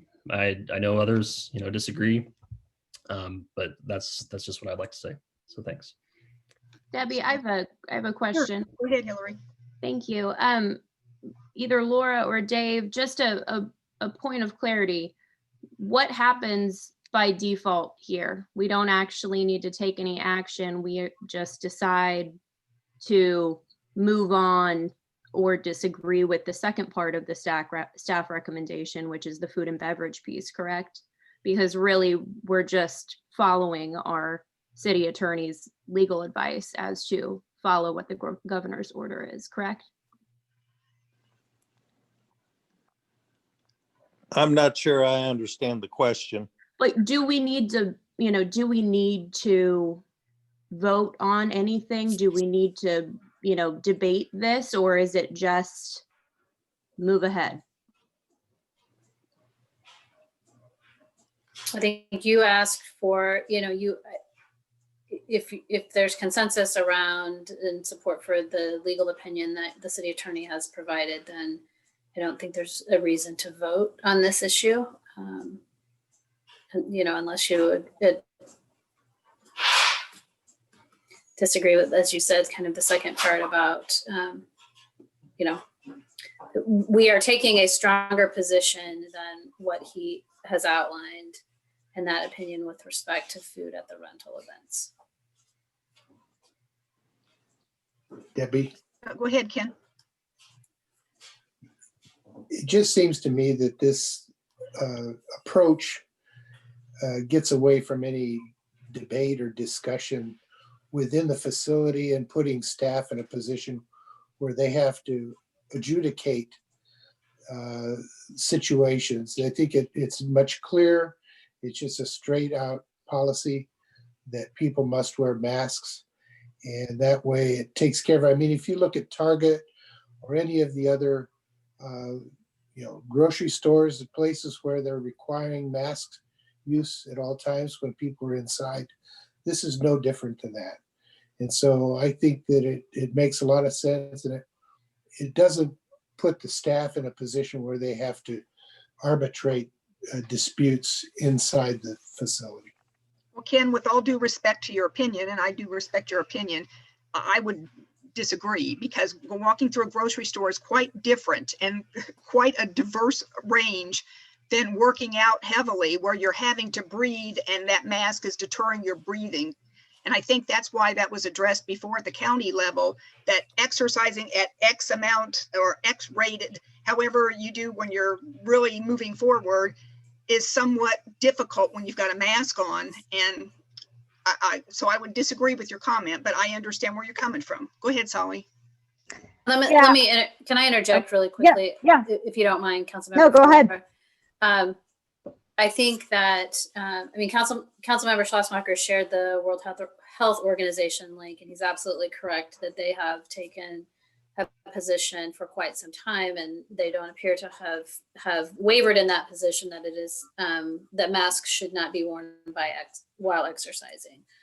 There continues to be a whole host of other reports coming out of American Council on Exercise and other places, which are much less definitive, which would suggest that mask wearing may not be detrimental to your safety while exercising. All that I have been able to read and research would suggest that an individual needs to pay attention to the level of intensity of their workout, and more so if they are wearing a mask. I think that guidance about monitoring and managing level of intensity of a workout is consistent, regardless of whether we're in a pandemic situation and talking about masks. So again, I think that you do have that position by the WHO, and then you've got conflicting information or contradictory information sort of on the other side of it. So I think it is as we've talked about and following up from the conversations last week about a total shutdown, I think this feels like an additional layer of protection as opposed to a fear that we are spreading the virus within our own facility. I mean, I think certainly if we had experienced community spread or community transmission, that our recommendations coming to you a long time ago would have been dramatically different. We initially surveyed our members prior to reopening, and there were several that indicated that they would not be returning to the facility if masks were not required. I think that we don't know until we potentially make a change in that protocol what the actual impact will be in terms of usage at the facility. And there are certainly patrons who currently keep their masks on at all times while exercising. So some may drop off, we may pick up some. I think it will certainly be 30 days or so before we would understand a full impact of that. And if it's not viable as a result of the usage of the facility to keep it operational, then I think that's a follow-up conversation that we need to have as a city council. Okay, one more quick comment. As we look at the mask requirement, whether you have a mask on or a mask off when you're on exercise equipment, if you are 8 feet apart, what is the likelihood that if you even were exposed or if you had it, that any droplet coming out of you could reach 8 feet across to another person? See, we don't have any medical people weighing in here. Well, we have information from the World Health Organization, and I'm happy to also provide some links from the CDC that recommend that masks should be worn when social distancing or physical distancing can't be maintained during exercise. But the CDC certainly has not issued guidance either, specifically saying that masks are needed in gyms or workout facilities. So, Solid. That link if anyone wants to see that too. Yeah, so that last piece is actually, as of last Friday, the CDC updated their recommendations that there should be universal mask usage inside. So they have now changed their position that masks should be worn at all times inside unless you are in your own home.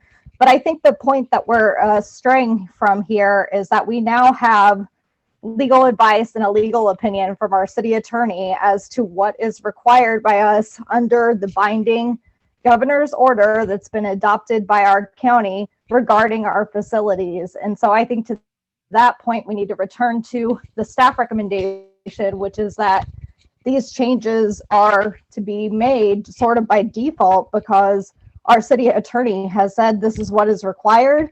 And the League of Kansas Municipalities, which has their own legal team as well, agrees that this is what is required under the order. We can dispute the order, you can lobby the governor, you can lobby the commission, but this is what the order says for now. Any other comments? Just for the record, I want you to know I am 100% mask wearer. I don't go out of this house without a mask on. I just think at this time with this pandemic so rampant that if someone wants to exercise and they're 8 feet apart, and that's a level of normalcy for them to go back into society with a normal feeling, that doesn't impact me. That's just a personal opinion. And I totally respect the governor's orders. I think the orders we put in place are valid. That's not it. I just think that's such an exception to the few people who want to work out diligently and keep their health okay so they don't go to the hospital. I think we have some level of respect due to them too. That's just a personal opinion. Okay. I agree, Debbie. Thank you for that. Can we also hear how this change might impact the staff from Penn or anyone from the community center? Yeah, there's no doubt this change is going to impact our team. We consistently field feedback from patrons walking in, some who are belligerent, not wanting to wear a mask at all as they enter in, others who actually enjoy the fact that we give them some autonomy while they're rigorously working on a treadmill or elliptical. A lot of people appreciate the trust that we extend. In basketball, shooting a hoop with a family member in a racquetball court with someone sharing the same household or with whom you trust, and obviously the rental groups. And so, I mean, we get a lot of appreciation. We get a fair amount of angry individuals who just feel like this is an overstep.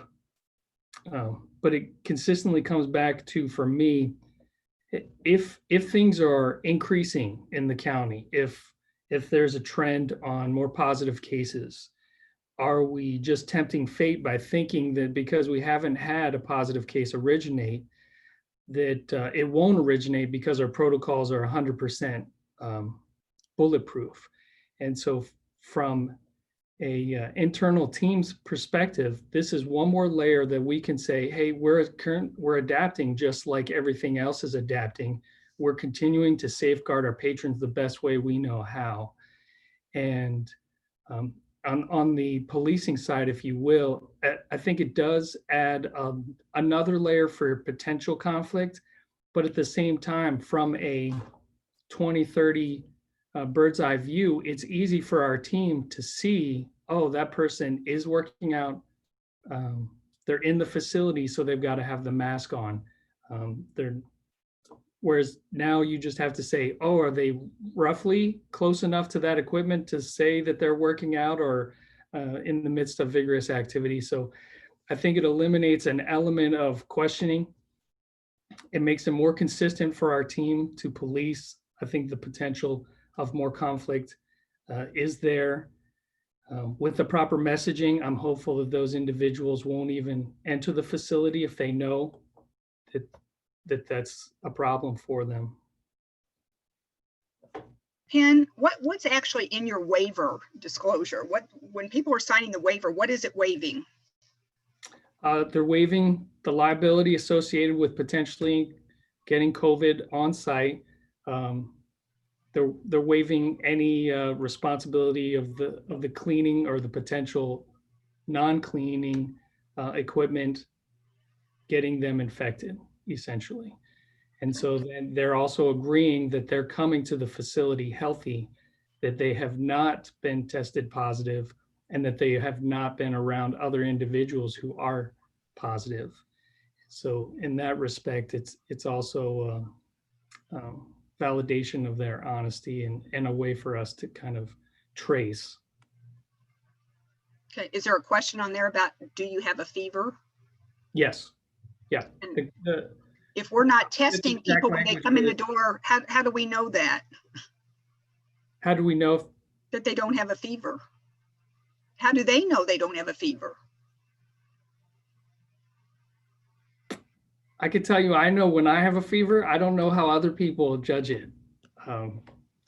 But we do ask them if they're experiencing any COVID-related symptoms, and then we outline 7 or 8 symptoms that are associated with COVID-19. Okay. Okay. Thank you. You're welcome.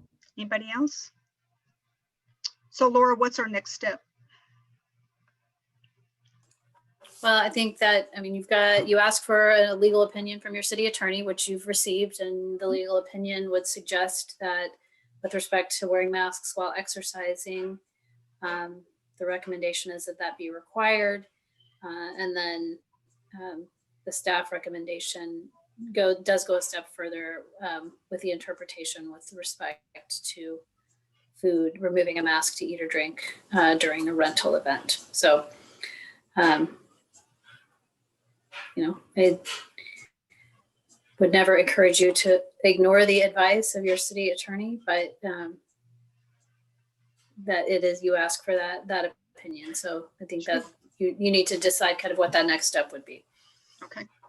Mayor, do you want to weigh in on this at all, or no opinion, or I just want to offer you the opportunity if you have a comment. No, I think it's been pretty well spelled out. I do agree that I think staff at the community center have done a tremendous job of doing everything they can to keep the facility safe. And I also agree that we should continue to do that with however we can. This is a divided issue. It has been from the beginning. This is under action items. So my question, I guess, would be, is this an item that has to get forwarded to council? Does it have to leave this committee to get forwarded to council for action? Because it is under action items. Well, I think it is under action items. I think you have an opinion that would say that the governor's order would require the masks. I think that that you don't have the opportunity to opt out of, unless you want to opt out of the mask order altogether in the community, which I'm not sure we have the opportunity to do at this point.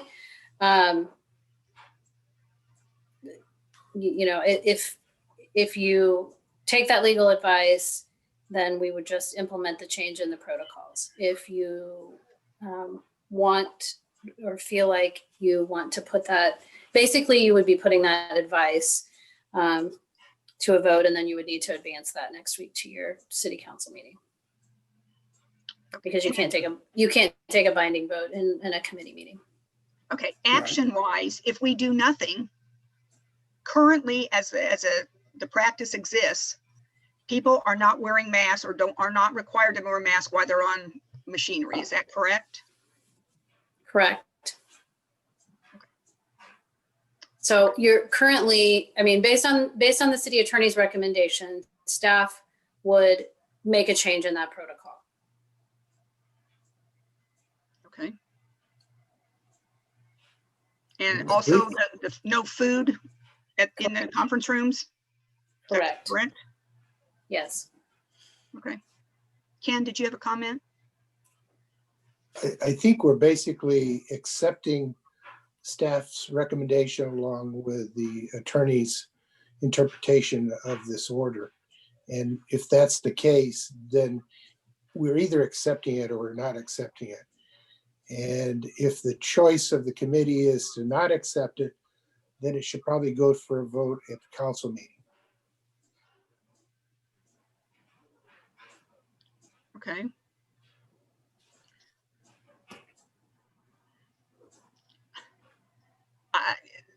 I don't, voting on this is a no-win to me. You want to protect the community. You want everybody on board with things, but you also have to respect the few people that go work on that equipment and they're true exercisers. I'm not one of them, obviously. So I'm just trying to respect across the board the needs and wants of the community without increased harm to anyone. I just think we need to look at this a little bit broader than this said this and this said this. How many people come in to work on equipment? Do we have any record of or data that shows how many people on a daily basis are coming in to work on equipment where they're 8 feet apart from the next person? I just would look at data. I like information. Debbie, one of the things you keep saying is you want data, but then you say it's my opinion. So either you want data or you want an opinion. I don't want data. I do want, but Ken, right now the data shows nothing has happened at the community center. That's the data I'm looking at. That's fact. That's data. I'm not trying to be controversial. I want everybody on board. I think as a community, we need to respect and kind of unify around this issue. It's a horrible pandemic. Nobody wants anybody to be sick. But I have to look at respect for people across the board, people who are avid exercisers.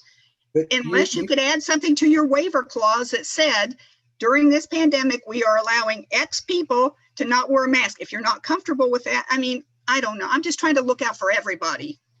The county has said a million times that they don't have enough contact tracers. So we actually, if you're looking at data, have no idea what is or is not coming out of any specific facility unless there's been an outbreak and a deep dive by the state. We just don't know at this point with widespread community spread. That's what the county keeps saying over and over.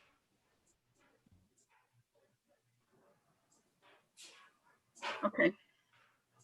I also think it's worth pointing out, I know a couple people have mentioned that that Planet Fitness is requiring masks at all times, and I'm not a member there, so I can't say that I've gone there to work out, but just from looking at the updates on their website, it says that masks are required except when actively working out. So I don't believe that they have that same restriction in place either, unless they've started enforcing that and just not posted any information about it for whatever that's worth.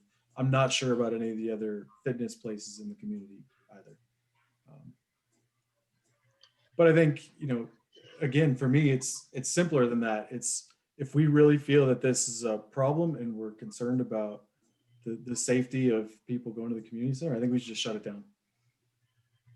Yeah, and to me, that's not an option. So I don't think that's the best option, but either there's a real concern there and a real issue there, and if that's the case, I don't see any other good path forward other than shutting it down until things get better, which again, I don't like. Or I think that we maintain the status quo and allow the people that are being responsible there to go and continue doing what they've been doing, and you know, continue to see the good work that staff has been doing to keep people safe there. And, okay, this is our current scenario. If we accept the recommendations of the staff, we could take a straw poll and determine that now. If we determine not to, then it has to go to a vote next week. And I hate to see us come to that, but I don't know. Laura, would you consider a straw poll on who will accept the recommendations of the attorney and the staff? I mean, I think we can take a straw poll,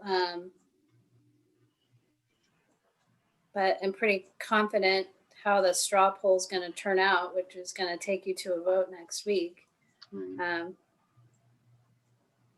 Okay, one thing I had asked for before was the potential to have a temperature taken at the door, and I believe that has been kind of quashed. Is that correct?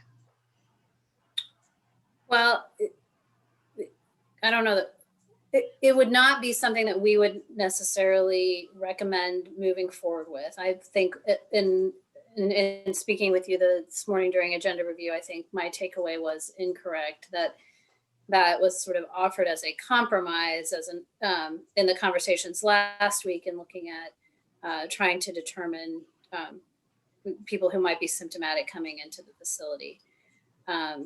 With the opinion from Mr. Martin, I think if we're looking at moving to masks at all times, we didn't feel as if it was necessary then to create that additional opportunity for interaction between staff and patrons, and again, to set up a situation where someone is arguing with you about your thermometer isn't working or your equipment's defective or I don't really have a fever or something along those lines. It's certainly something that I know that Penn is open to implementing. It just, I suppose, gives, we're just trying to eliminate that and felt that perhaps if we went with the change in the mask protocol, that might be something that wasn't necessary. Okay, thank you. Okay. Any more comments or questions? I mean, I think honestly, if it's a legal opinion and we're really concerned about the legality of it, then we probably do need to go with that recommendation. I would add to that though that if it's a legal opinion, great, but the virtue signaling that's been going on here is kind of disgusting, and I hope that we can get away from some of that in the future. That's my comment. Okay. So legally, if we're setting precedent, and Dave has weighed in as our city attorney with an opinion for public policy, and the staff is also condoning that legal interpretation and recommending we move in that direction, let's put something out there and ask people if they're willing to move in that direction, because you don't want to defy the city attorney and the staff recommendation. I don't know what else to say. Debbie, I recommend we take this forward to non-consent next week. And just to clarify, that would be with the restriction on allowing no food and beverage, right? Because I think that's important if we're going to do like all people all the time while they're in there should have to wear masks, and not carving out some exception for if you're sitting down eating versus working out. Correct. That is our recommendation. I just want to make sure that's what yeah. we're taking forward. Yeah. Consistency. I'd like to ask a point of order Sure. here. Go ahead. If we're taking this to council, that's an indication that you are actually going to vote on this. Right. And my point is that if this is an accepted recommendation from our attorney, then and a recommendation by staff, then I don't see the point in taking this to council on non-consent to have the same debate we're having today. I concur. Okay. Well, unless someone has severe objections, we'll work off the focus of going by the staff's recommendations and Dave Martin's legal expertise. And if you want to bring something up at the council meeting next week in terms of your comments or your opinions, I guess that's valid, but I really would like to stay away from a vote, because that's not helpful for the community. I think we need a win-win on this. So I have a process question. So we have an action item on our agenda. To get it to council, does it not take a majority of the committee members to move it to council? In theory, yes. I guess my question then is what's being moved to council, because the packet also tells us that if council does nothing, the new rule goes into effect. And that we follow the staff recommendation, and because that's what the legal guidance says to do. And that would be my preference, would default to that. And I may have erred in making it an action item as opposed to a discussion item. So well, what would it be at the council meeting? A discussion item? no, you would it would be an action item if you put it on your council agenda. I mean, if you want to just discuss it again, then it would probably come up under other, or just under your comments. If you want something that is an actionable item, then we would, advance it out of this committee.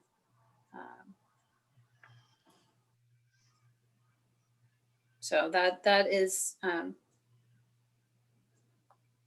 probably a mistake on my part in making this an action item, but Laura, what can I ask a question? If something is an action item and it is not recommended to council, doesn't the committee always have that option so that it wouldn't move forward? What is the implication of not recommending something to council? Is that an option that doesn't also imply disagreement? Or is that also an option that's available to them anytime with any action item? they don't have to move any action item to council at any particular time. There may be some nuances, and I don't have my league book in front of me, and I suspect that Mr. Martin does not either. I think it's under council policies where it talks about how many votes it takes to move it forward, but you're right, I do not have that. Laura, just to clarify, if no action is taken, then the staff recommendation based on legal advice goes into effect. Is that correct? Yes. Okay, I would recommend we take no action and let the legal advice and staff recommendation go into effect. Does anybody have objections to that? Okay, but we'll move forward in that direction then, Solly. Thank you. Anybody else have any comments, or RC, Kristen, Trent, anybody who hasn't weighed in much? Any comments? I think that there have been a lot of good things said here tonight, and that I am in agreement with most of them. But I agree with you, Debbie, and I think that we